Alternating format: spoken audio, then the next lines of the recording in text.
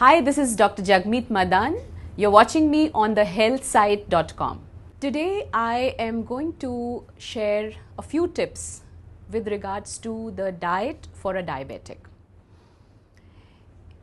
It's always a question in our minds that what should I eat if I have diabetes? Diabetes, of course, has a range. You may be a type 1 diabetic, you may be a type 2 diabetic, you may be a gestational diabetic. But all said and done, one thing which is very important for every diabetic is to maintain blood sugar levels within a defined range throughout the day.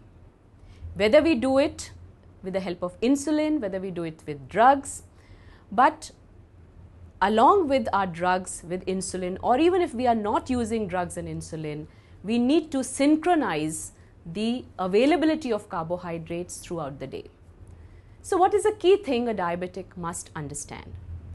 The most important concept which a diabetic must understand is the portion control. And portion control especially with regards to the carbohydrate foods. Because let's accept that carbohydrates are not free food for diabetics. So, I would like to explain it in a very simple manner. Every time you eat, you look at your plate. Your plate can be divided into 4 sections. Especially if you're a diabetic, only 1/4 of this plate should be your cereal, which could be rice, which could be chapati, which could be bhakri. That means only that much portion of your plate should be your cereal. The second portion of your plate should be your pulse. Remember, consuming defined portion of pulse is very important for a diabetic because you are getting carbohydrate from pulse and cereal. But the quality of carbohydrate which you are getting from pulse is far superior because it is low in GI. That means it does not increase your sugars too much. It has soluble fiber, it has vitamins, it has minerals.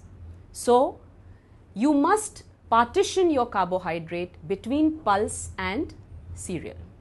Okay? Of course, the diabetics who have been very uncontrolled and have some renal complications need to take advice from a nutritionist or a nutrition professional to quantify the amount of pulse which they can take and the frequency. But otherwise, try and distribute your carbohydrates between cereal and pulses. So that's the 2 sections of your plate. The remaining 2 sections of your plate should be your veggies. Preferably half of it should be raw form or a lightly sauteed form, and the other can be a lightly cooked form. Let's understand and accept that something like potato, suran, these are all roots, they are all starches. So they are not vegetables. So if you have to put it in your plate, put it in place of a cereal. Don't put it in the corner of the vegetable. So you can have sweet potato, you can have potato, you can have beetroot, but put them in the portion which is allocated for your cereal. Because if you are going to have your cereal and beetroot and potato and suran, somewhere you are going off track. So your sugars are going to spike. So monitor it that way. Now when it comes to vegetables, try and indulge in all the seasonal vegetables which are available. Vegetables which are very high in soluble fibers, as I mentioned, are peas, beans, gawar, your lady's finger. But then one golden rule to treat your vegetable is, please don't convert them into Navratan korma. Okay?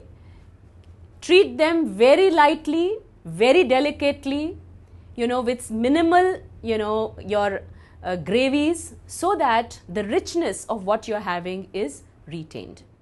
And after you look at these 4 corners of the plate, on one side you should have your dairy, that is your good quality protein. That means maybe a bowl of curd. Again, curd, milk and milk product have low GI. That means they do not elevate your sugars too much. So if you will portion your food in this manner, A, you will not spike up your sugars too much. B, you will get a balance of nutrients in each meal, and which is very, very important for you. So remember that for you, 1 is the quantum, 2 is the combination, 3 is the frequency at which you eat. So if I am diabetic, I have to respect my body's ability to handle carbohydrate load, which means I must have a stipulated time to have my breakfast, my lunch, my snack and my dinner.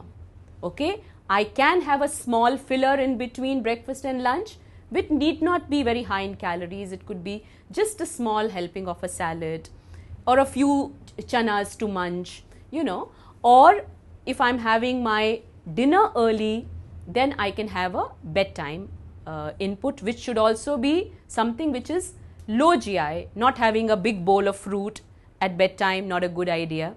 Okay, maybe a glass of milk, you know. So something which is high in protein and has low GI. And take your medications, your insulin at right time, and keep monitoring your sugars. I think type 1 patients monitor their sugars very well because it's a question of their survival, okay, because they go into complications, hypo and hyper very quickly. But type 2 patients should also monitor their sugars very meticulously and regularly. They should also do their glycosylated hemoglobin to ensure that their sugars have been within a stipulated range over a period of time.